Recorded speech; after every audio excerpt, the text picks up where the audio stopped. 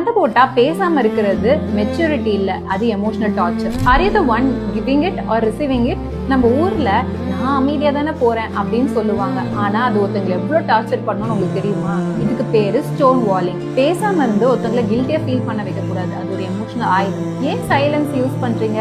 ஏன்னா உங்களுக்கு பதில் சொல்ல தெரியல, இல்லைன்னா உங்களோட பார்ட்னரை கண்ட்ரோல் பண்ண ட்ரை பண்றீங்க. மனசு விட்டு ஒருத்தவங்க உங்ககிட்ட பேசும்போது நீங்க அதுக்கு பதில் சொல்லாம வால் மாதிரி இருக்கிறது மெச்சூரிட்டி கிடையாது, இது high level manipulation. Silence can be louder than screaming. கபகபன் கத்துறதை விட இந்த கோல்டான சைலன்ஸ் தான் ஒரு ரிலேஷன்ஷிப்பை சீக்கிரமா கொள்ளும். ஹெல்த்தியா சண்டை போட கத்துக்கோங்க, ஆனா ஸ்டோன் வாலிங் பண்ணாதீங்க. ஏன்னா இது பீஸ்ஃபுல் கிடையாது, பெயின்ஃபுல். ஒரு ப்ராப்ளம் அப்போ உங்களுக்கான ஸ்பேஸ் எடுத்துக்கிறது ஆக்சுவலி தப்பு கிடையாது.